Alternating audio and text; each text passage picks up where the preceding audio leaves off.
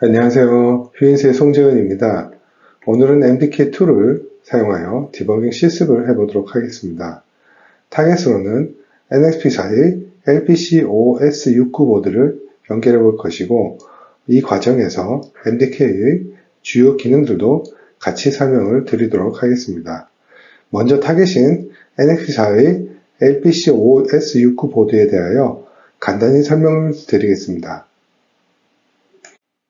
LPC5S69 보드의 MCU는 코텍스 M33 듀얼코어이고 SD카드 메모리 확장이 가능하고 스테레오 오디오 코덱을 지원하는 오디오 인, 오디오 아웃 라인이 있고 웨이크업, 유저, 리셋, ISP 버튼들이 있고 RGB LED가 있습니다. 그리고 4개의 마이크로 USB 연결 단자가 있는데 디버그 링크, 하이스피드, 파워올리, 풀스피드 이러한 마이크로 USB 연결 단자를 통하여 USB 연결이 가능하며 이 중에 디버깅을 위해서 디버그 링크 마이크로 USB 연결 단자 여기에 연결 단자를 사용하여 연결을 합니다. 방금 설명드린 대로 디버그 링크 마이크로 USB 단자가 제 노트북에 연결을 하였습니다. 그리고 유비전 MDK2를 실행시킵니다. 먼저 팩 인스톨을 클릭해서 우리가 디버깅할 NXP LPC 55S69 보드에 대한 디바이스 패밀리 팩을 받아줘야 합니다. 저는 이미 설치를 한 상태고요. 요 인스톨을 누르셔서 제공하는 디바이스 패밀리 팩에 대한 팩을 설치를 해줍니다. 그리고 기본적으로 ARM CMSIS 팩도 인스톨을 해줘야 되고 그리고 기본적으로 CMSIS 드라이버 그리고 CMS 드라이버 밸리데이션 그리고 카일, 암 컴파일러 이렇게 기본적으로 받아줍니다. 그리고 LPC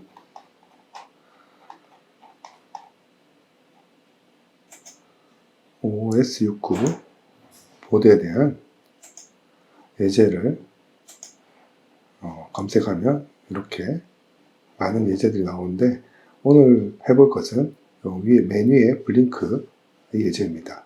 그래서 카피를 눌러주시고 원하는 경로를 다운받을 폴더를 지정해 주시면 그 폴더로 예제 프로젝트가 다운받아질 것입니다. 다운로드 받은 프로젝트를 오픈 프로젝트를 통해서 이렇게 열어보면 이 프로젝트는 각 1초마다 매 초마다 LED가 블링크하는 예제입니다. 아까 추가 설명을 더 드리면 팩 인스톨에서 인스톨한 팩들은 여기 매니지 런타임 인바이러먼트 이 환경에 추가가 됩니다. 그래서 팩 인스톨에 받았던 아까 CMSIS라든지 CMS 드라이버라든지 이런 것들은 런타임 인바이러먼트 환경에서 이렇게 선택해서 추가를 해줄 수 있습니다. 예를 들어서 스타트업 코드를 클릭을 해서 이제 이 클릭된 거를 취소해 버리면 이런 식으로 디스크립션이 뜹니다. 이런 것들이 이제 스타트 코드가 없기 때문에 있어야 된다는 여기에는 이게 있어야 되고 이런 것들을 보여줍니다. 하지만 이것을 이제 리서브 버튼을 클릭하면 자동으로 이런 것들이 선택되면서 디스크립션 된 메시지들을 다 해결을 해줍니다. 방금 런타임 인바이러먼트 환경에서 추가한 항목들은 이렇게 프로젝트 창에 자동으로 소스 코드가 추가가 되는 것을 확인할 수 있습니다. 그리고 이 프로젝트 창에 밑에 북을 누르시면 이렇게 필요한 가이드북을 참고하실 수 있습니다. 그리고 왼쪽 창은 텍스트 에디터 창입니다. 이 텍스트 에디터 창에서 소스 코드를 작성하고 수정할 수 있는데 컨트롤 스페이스 키를 누르시면 이렇게 자동 완성된 단어들을 빠르게 클릭해서 작성하실 수가 있습니다. 그리고 특정한 제공하는 소스 파일 중에 컨피그레이션 위자드라는 창으로 넘어갈 수 있는데 이 컨피그레이션 위자드는 여기서 만약에 이 세팅을 수정하면 자동으로 소스 코드에 반영돼서 수정이 되기 때문에 여기서 바로 수정을 할 수 있다는 장점이 있습니다. 이제 옵션 포 타겟 창에 대해 설명드리겠습니다. 옵션 포 타겟 창을 실행하면 이렇게 보시는 바와 같이 이러한 탭들이 보이는데 먼저 디바이스 탭을 설명드리면 이 디바이스 탭은 이 프로젝트에 대한 디바이스를 선택하는 창입니다. 현재는 우리가 실제 타겟 보드인 LPC5S69 보드 100에 있는 이렇게 듀얼 코어 코텍스 M33 코어 0과 코텍스 33 코어 1 이렇게 두 개의 듀얼 코어가 있는 것을 확인할 수 있고 이 프로젝트는 코어 0에서 도는 소스이기 때문에 자동으로 코어 0이 선택되어 있음을 확인할 수가 있습니다. 그리고 타겟 탭에서는 컴파일러 버전 추가로 만약 컴파일러 설치하셨다면 이렇게 컴파일러를 선택해서 쓸 수 있게 지정을 할 수 있고 마이크로 라이브러리를 사용하고 사용하지 않고를 선택할 수 있습니다. 그리고 리드 올리 메모리 영역, 리드 라이트 메모리 영역 이런 식으로 각 메모리 영역을 설정할 수가 있고 이 해당 프로젝트가 메모리에 어떤 영역을 써서 플래시를 할 것인지 그에 대한 전반적인 타겟에 대한 설정을 할 수 있는 창입니다.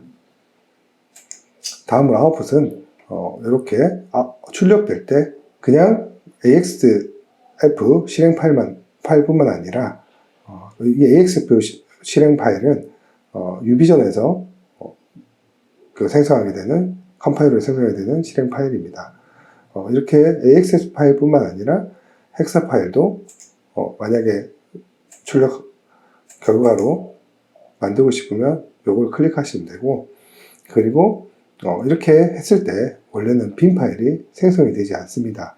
그래서 이 빈 파일은 유저 탭으로 가서 따로 여기 빌드한 후에 이걸 클릭하시고 from ELF 마이너스 짝대기 2개 빈 그리고 짝대기 5 아웃풋이라는 뜻의 약자로 마이너스 옵션을 줘서 이 폴더 오브젝트 폴더 안에 프로젝트 폴더에 오브젝트 따로 별도의 오브젝트 폴더 안에 블링키 빈이란 파일을 하도록 이렇게 설정을 해야 빈 파일이 자동으로 생성됩니다. 그리고 아까 말씀드렸듯이 AXF 컴파일된 AXF 유비전 실행 파일을 인풋으로 해서 이 빈 파일을 따로 별도로 생성하라는 이런 간단한 명령을 따로 별도로 이렇게 써주게 되면 빈 파일을 생성을 할 수가 있습니다. 그리고 리스팅 탭에서는 컴파일 한 후에 나오는 웹 파일을 생성할지 안 할지를 선택할 수가 있고 그리고 이 웹 파일 안에 메모리 맵, 심볼, 사이즈 정보, 그 다음 토탈 정보 이러한 정보들을 같이 포함해서 생성할 것이 아닌지 이런 것들을 설정할 수가 있습니다. 그리고 유저 탭에서는 아까도 말씀드렸듯이 이렇게 빈 파일 생성하기 위해서는 이런 옵션들을 넣을 수 있는데 이 유저 탭에서는 이런 식으로 빌드 전에 뭔가를 실행하게끔 할 수 있는 명령어들을 넣을 수 있고 그러니까 컴파일 후에 이런 거를 빈 파일을 생성한다든지 다른 뭔가를 수행한다든지 그리고 체크성을 수행한다든지 그런 식으로 자기가 원하는 명령어나 다른 외부 툴을 포함시켜서 같이 컴파일하면서 실행할 수 있게끔 설정하는 창이 되겠습니다. C++ ASM 창에서는 컴파일할 때 C 언어는 어떤 걸로 사용할지 그리고 어셈블리는 어떤 어셈블리를 사용할지를 선택할 수 있고 include 패스에는 include 할 헤더 파일 폴더 경로나 컴파일할 때 이 C 언어의 옵션 마찬가지로 어셈블리 옵션 등을 넣을 수가 있습니다. 그리고 여기서 눈여겨봐야 될 것은 C, C++ 창에서 최적화 옵션을 줄 수가 있습니다. 이 최적화 옵션은 Q0부터 Q3까지 단계가 있는데 Q0은 디버깅 정보를 가장 많이 포함하고 있어서 코드 사이즈는 크지만 디버깅에 좋고 마이너스 Q1, 마이너스 Q2, 마이너스 Q3 이렇게 단계가 내려갈수록 디버깅 정보가 적어서 코드 사이즈는 줄어듭니다. 그래서 처음 코드를 짜고 컴파일 할 때는 -Q0이나 -Q1 정도로 설정하여 컴파일하고 디버깅이 완전히 끝나고 나면 그때 -3 옵션으로 컴파일 다시 하여 코드 사이즈를 최소화할 수 있습니다. 링커 탭에서는 전반적인 메모리에 대한 각 영역들을 지정할 수 있는 스케트 파일을 이렇게 설정할 수가 있습니다. 이 스케트 파일 안에는 해당 메모리에 몇 번지에 어떤 영역, 몇 번지에 어떤 영역, 심지어 스택 사이즈도 지정할 수가 있습니다. 디버그 탭은 실제 타겟 디버깅을 위한 연결을 설정한 탭입니다. 타겟을 디버깅할 때 어떠한 디버깅 장치, 어댑터를 사용할 것인지 설정해야 합니다. 예를 들어 SD4의 칩의 경우에는 USB를 통하여 타겟과 호스트를 연결하고 디버그 탭에서 SD-링크를 선택하여야 합니다. 또한 가상의 시뮬레이션 환경을 사용하려면 왼쪽에 Use 시뮬레이터를 클릭해서 설정을 해줘야 합니다. 이 영상에서 디버깅 예제를 보여드릴 NXP LPC55S69 보드는 타겟과 연결할 때 앞에서 보여드린 대로 USB 연결을 사용하여 연결할 것이고 이때 디버그 탭에서는 CMSS DAP로 설정하여 타겟과 연결할 수 있습니다. 혹시 CMSS DAP로 연결이 안 되신다면 USB 드라이버를 설치를 안 해서 그런 경우가 있는데 NXP사의 홈페이지에서 SDK를 다운로드하여 설치하면 문제가 해결될 것입니다. 그리고 세팅을 눌러서 상세 설정을 해줍니다. 여기서 기억해야 할 것은 유링크와 같은 트레이스 기능을 지원하는 디버깅 어댑터를 사용하신다면 트레이스 탭에서 Use Trace 이것을 꼭 체크하셔야 트레이스 기능들을 사용하실 수 있습니다. 몇몇 분들이 이 설정을 깜빡하셔서 트레이스 기능을 사용하지 않는 경우도 종종 보았습니다. 다음 유틸리티 탭은 플래시 프로그램을 하기 위한 별도의 설정을 하는 탭입니다. 패스트 모델로 제작된 파일 혹은 픽스드 버추얼 플랫폼 VAP를 사용하실 때 먼저 디버그 탭에 모델스 ARM 버전 8M 디버거를 선택하시고 유틸리티에 해당 실행 파일을 경로를 설정합니다.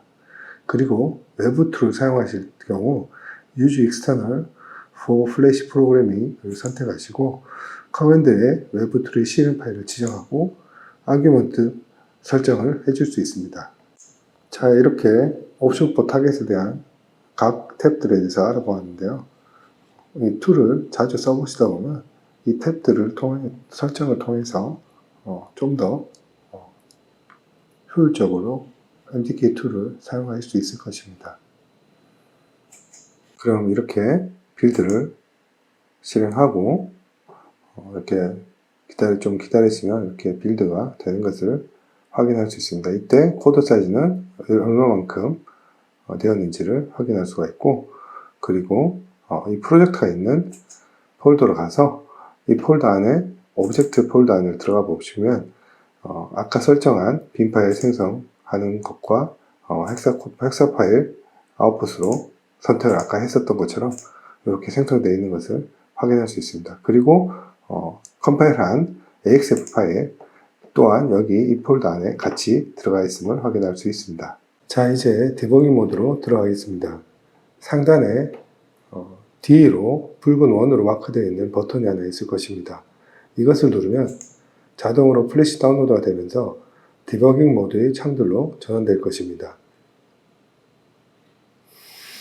현재 타겟은 트레이스 기능이 없기 때문에 이벤트 레코더와 같은 트레이스 관련 창들은 보실 필요가 없고, 이 예제는 1초마다 LED가 깜빡이는 예제이기도 하지만 카일 RTX5를 사용한 예제이므로 뷰에 와치 윈도우에 RTX, RTOS 창을 선택하여 열어줍니다. 그리고 LPC55S69 보드는 CMSIS 드라이버 VIO 기능을 지원하므로 뷰에 와치 윈도우에 CMSIS 드라이버 VIO 창을 선택하여 열어줍니다. 그리고 왼쪽에 런 버튼이나 F5번 단축키를 눌러서 실행을 해보면 이렇게 해당 창에서 아웃풋 시그널 비트의 값이 1과 0 사이로 매 초마다 한 번씩 바뀌는 것을 볼 수 있습니다. 그리고 실제 타겟인 LPC55S69 보드를 보면 디버깅 모드에서 런을 시키면 매 초마다 0.5초 동안 LED가 켜지고 0.5초 동안 꺼지면서 깜빡이는 것을 확인할 수 있습니다. 다시 툴 화면으로 돌아와서 여기서 런을 잠시 멈추고 blink.c 코드에 if 부분에 제가 브레이크 포인트를 걸어 보겠습니다. 이렇게 브레이크 포인트를 걸고 한 스텝씩 실행시키면서 동작을 확인하실 수도 있고, 이렇게 F5번 런을 해서 한번 브레이크 포인트가 멈출 때까지 실행을 시킬 수가 있습니다.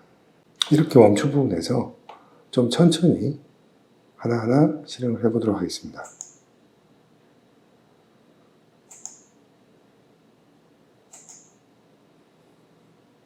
자, 이 부분에서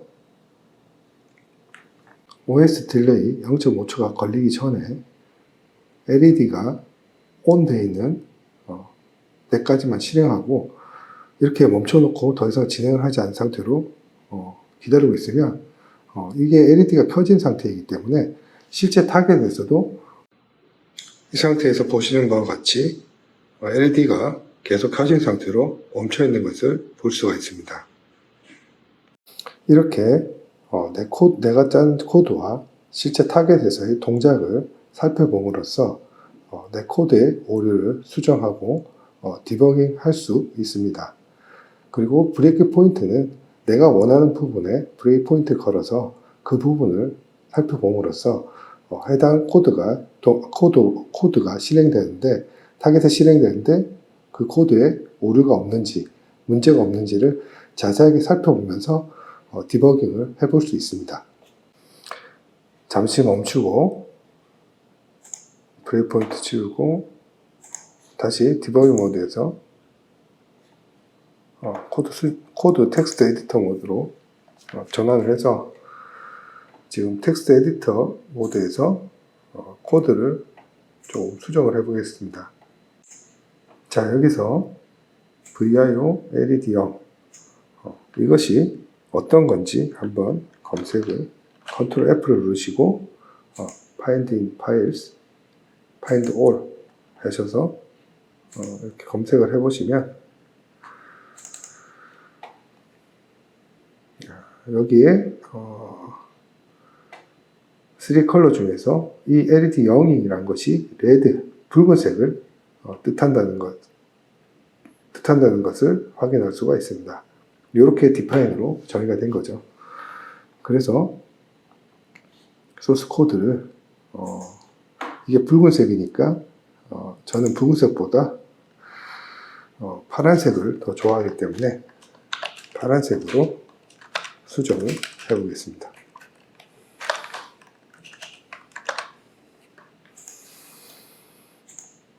이렇게 수정해서 다시 컴파일 해주고 디버깅 모드로 들어가도록 하겠습니다.